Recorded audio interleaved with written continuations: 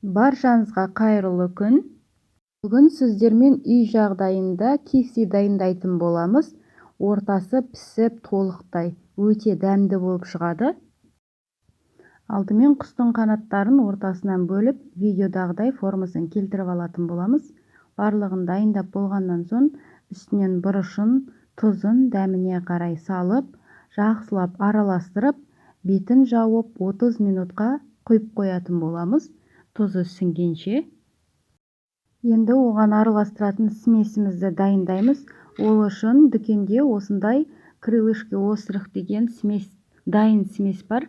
Соның 4 қасығын салып, оның үстіне 250 грамм салқын су құйып, жақсылап араластырып алатын боламыз.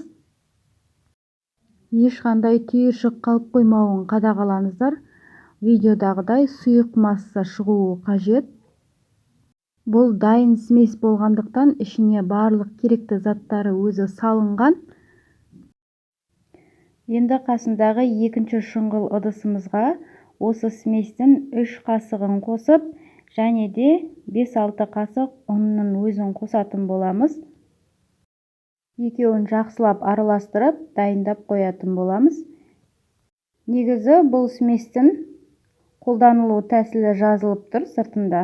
Ода жаңағы ұнды қосудың қажеті жоқ деп жазылған. Ұн қосылмайды, тек сместің өзіне араластырып салатын боласыз. Бірақ ол кезде қатты ащы болып кетеді. Осы дайындаған смеспен жасап көрсеңіздер, балаларыңызға да өздеріңізге де ұнайтынына сенімдімін. Мен осы тәсілмен көптен дайындайтын болғандықтан сенімді түрде айта аламын. Осы тәсілмен дайындап көріңіздер, сіздерде өте сәтті шығады.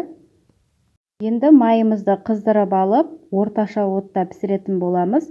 Қатты отта пісіретін болсаңыздар, сырты қытырлап жақсы болып шығады да, ортасы піспей қалатын болады. Сондықтан да орташа отта екі жақ бетін 8 минуттың шамасында пісіріп алатын боламыз. Мінекей бір жағы қызарды, енді екінші жағын аударып пісіріп алатын боламыз. Достар, менің қазақша контентті каналымды қолдап, тіркеліп, лайк басып, комментария қалдыруды ұмытпаңыздар.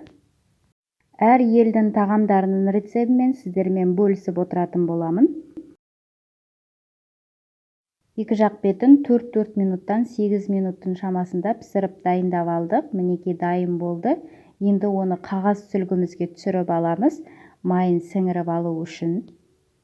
Осымен біздің бүгінгі үй жағдайында дайындалған кепсиіміз дайын болды. Соусына кетчуп пен майонез араластырып қойған болатынмын. Видеода көріп тұрғандарыңыздай түсі де өте қанық болып, қытырлақ болып шығатын болады. Енді сіздерге ортасын ашып көрсетейін. Мінекей видеода көріп тұрғандарыңыздай қытырлақ болып, ортасы толықтай піскен. Ас болсын баршаңызға.